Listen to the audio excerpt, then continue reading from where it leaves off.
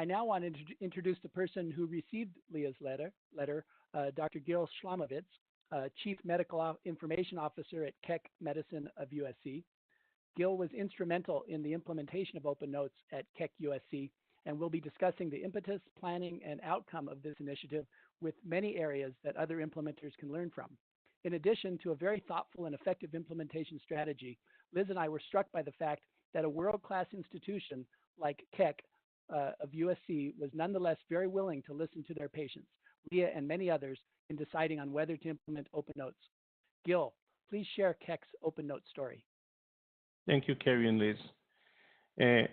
Before we move on with the presentation, I have to say that Leah's letter touched my heart, and it touched the heart of other leaders who I shared the letter with. Leah is not alone. We have a very engaged, very well-articulated group of families and patients that come together to tell us what they want, what works for them, what doesn't work for them, and we listen. The market in Los Angeles, as you can imagine, is an interesting market, right? Patients have choice, and doctors have choice. And patients absolutely share what works well in one institution with their care providers from another institution. All in all, it helps provide better care and engage better, connect better. Transparency is a value we believe in, and this is a journey. I hope that those of you, and I know that you're on the line or the WebEx, are struggling with change management, right? We all know what's the right thing to do. Please feel free to share Leah's letter with your patients and ask them to communicate to your leaders. It takes a village. It takes many Leahs, and it takes many mindful physician leaders, nursing leaders, and administrative leaders to make a change. And I hope this will be the message of the presentation. So let's move on to the next slide, and I'll try to breeze through them. We are one of two, I would say, leading academic medical centers in the Los Angeles area. We have a university hospital, Keck Medicine, Keck Hospital of USC. We have a cancer center, USC Norris Comprehensive Cancer Center. We have a community hospital in Glendale, California, and we have a medical group that oversees all of our academic providers and also manages about 80 ambulatory locations all the way from San Diego up to Bakersfield in California. We have one EMR. Next slide, please. I would like to communicate or message through this slide that our governance processes and structures are probably as complex as yours. We are not any different, right? Each facility has its own governance structure, and there are some enterprise committees or groups that help coordinate EMR design and content. At the end of the day, in order to be successful, it's our job as physician leaders and hospital leaders to communicate and align everybody towards the same goal. Patients like Leah, and through their individual efforts and through their efforts in what we call the PFACs, the Patient and Family Advisory Councils, and we have one in each facility or under each org, are instrumental in pushing us in the right direction. I also have to say that getting early buy-in from our physician leaders, be them the CMOs of each of the organizations and the chiefs of staff of the different organizations, was also instrumental.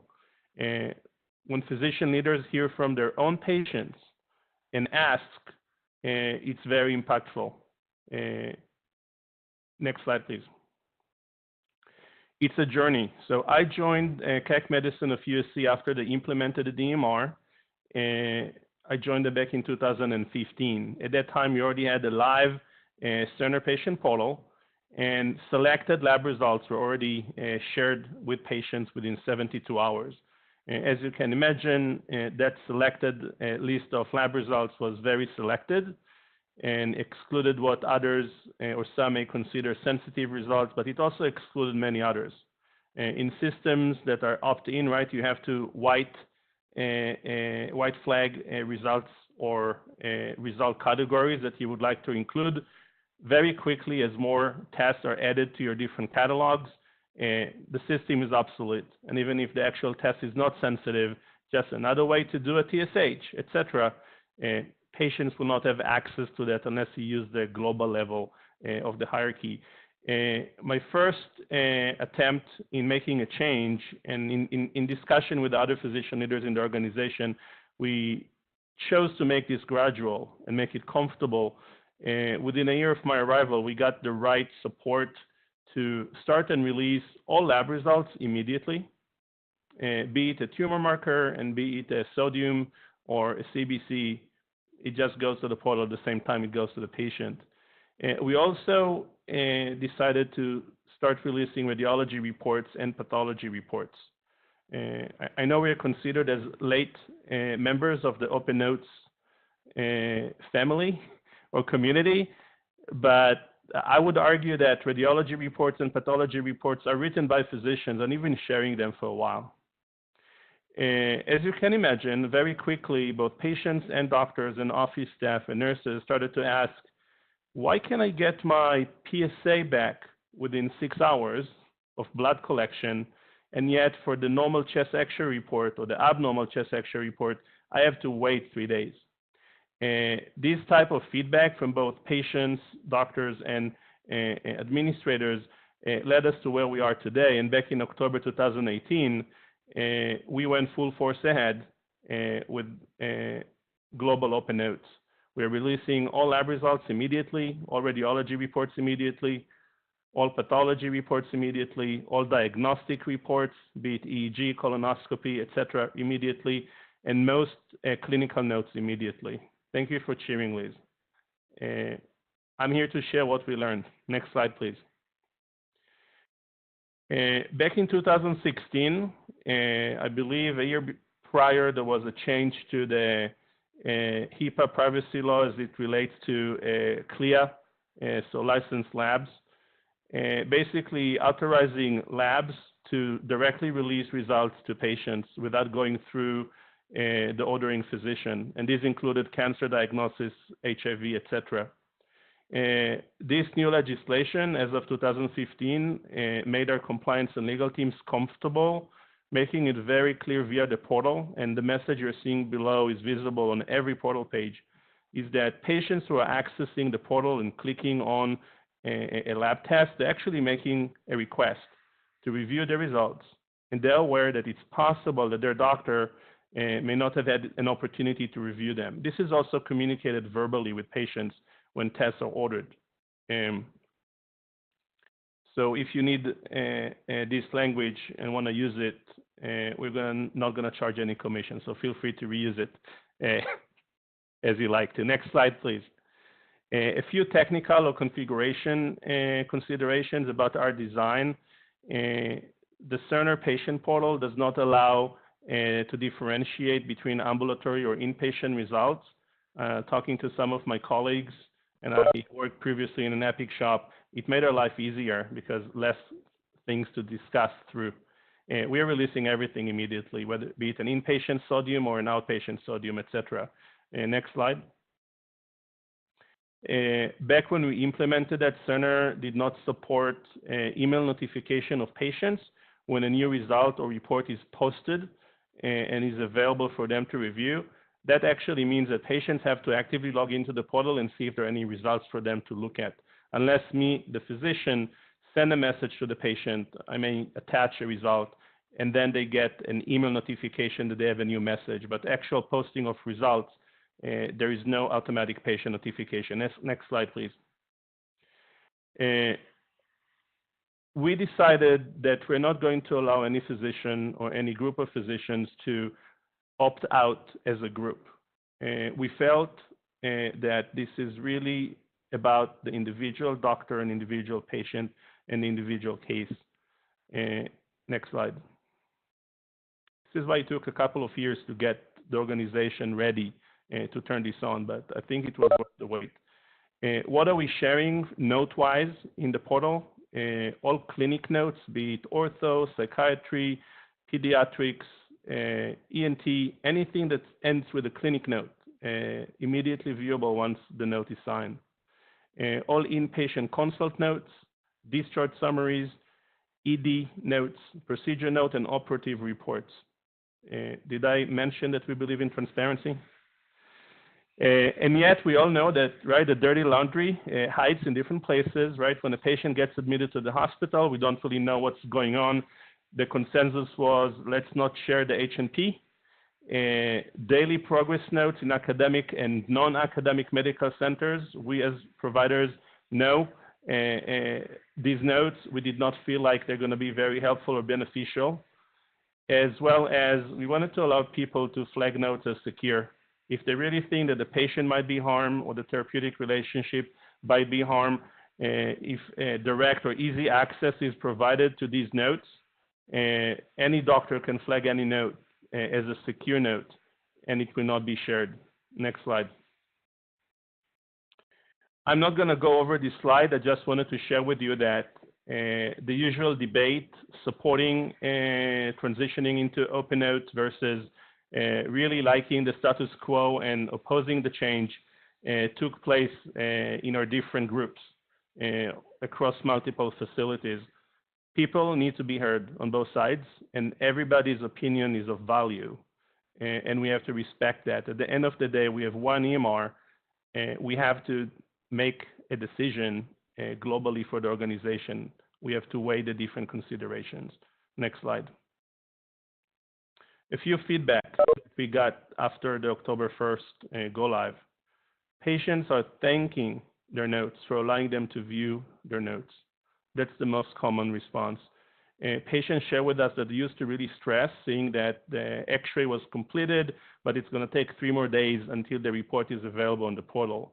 So it really decreases anxiety, be it a cancer patient who is expecting a recurrence finding, or be it a patient who is expecting a normal result. They just want to see the result and then deal with it with their doctor. It's the delay that causes anxiety.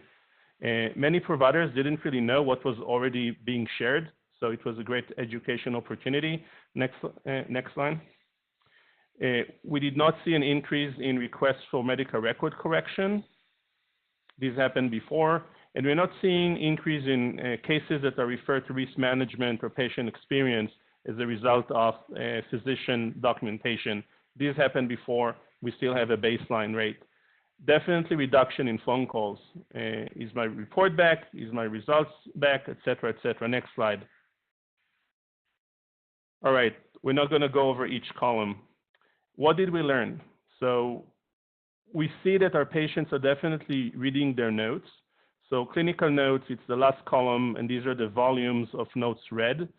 Our patients are more interested in messaging their doctors and care teams. If you look at the month of January to date, 3177 notes read, and yet we had 28,000 messages sent by patients. 12,000 results were read by patients. They're more interested in their lab results and diagnostics results than in reading their notes. It's an interesting finding, I think. Next slide. We did see a bump in use of secure notes, and I would recommend when you go live, have a mechanism to audit who is documenting in what note type, so you can course correct. We found 2 things in the month of October. As you can see, we had a it's about 800 increase in secure notes that month. 2 things happened. One specialty decided as a specialty, we're going to document everything as secure notes. I'm not going to name the specialty. Many of them just wanted to wait a couple of months and see what happens to their peers. Don't fight that. They will course correct. What else happened in October in California is that the cures requirement took place. That's a requirement for prescribers of controlled substances to query the cures database. It's the controlled substance prescription dispense report. And many of our clinic locations decided to scan these reports as a secure note. Instead of, we have a document type called cures report. So by reviewing what happened, we were able to quickly course correct. And as you can see, we're back to baseline and even lower than baseline. Good discussions with behavioral health. When should a psychiatrist or a psychologist or a therapist use a secure note versus other types of notes, I think also helped with the decrease from baseline numbers. Next slide. Inpatient progress and inpatient consult notes. So to remind you, we are not sharing progress notes with our patients via the portal. We're seeing slight increase. Again, not surprising.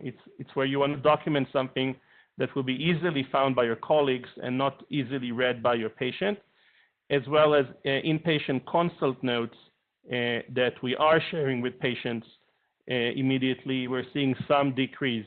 Again, we cannot force this, right? Most of the people continue to do what they're doing. Small numbers chose to change their behavior. That's okay. Next slide, please. Clinic note volumes didn't really change. The increase in volume is related to a pre-holiday season annual increase in volume of patients, and the decrease in volume in November and December is also secondary to annual holiday variation. Next slide. I cannot explain the increase in phone and personal messages note type. We file them as the same note type, whether a patient sends us a message or calls us, and we document that communication.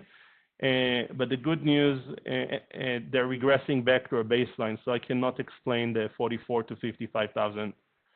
Next slide. Huge concern about our patients going to ask us to correct our notes more than they have before. Not really. We went up from 462 to 542, which is not the highest we had before. So we're not seeing increase in error. This is doctors actually deleting or in-erroring a full note. We also did not see a significant increase in modifications of notes. We went up from 3,600 to 4,000, and that regressed with no action. So I cannot explain this. Is this just related to the increase in volume of visits or actually to OpenNotes? I cannot answer that. Our organization is comfortable now that we didn't see any much negative effect, only positive from the transition. Next slide. Okay, what's next for us? Marketing. This was a soft go live for us, meaning patients just saw a new section on the patient portal. We did not make an announcement to patients. We did announce this to staff, of course. We're moving forward with both internal and external communication, as well as some portal announcements to make it more known. Still getting up to 4,000 views a month. I think it's a good volume, even without marketing. Adolescent patients, right now, from the age of 13 until 18, neither patients or their proxies can access the portal. This is all going away probably next month. Policy is still making their way up the governance groups, but we will allow adolescent minors to access their own portal. And we will ask these adolescent minors to authorize any proxy access to their account. Meaning if a parent wants proxy access to an adolescent account, that adolescent will need to sign an authorization form, unless, right, the child is disabled and cannot participate in that conversation. This may be provocative, but we are heading there. Thank you.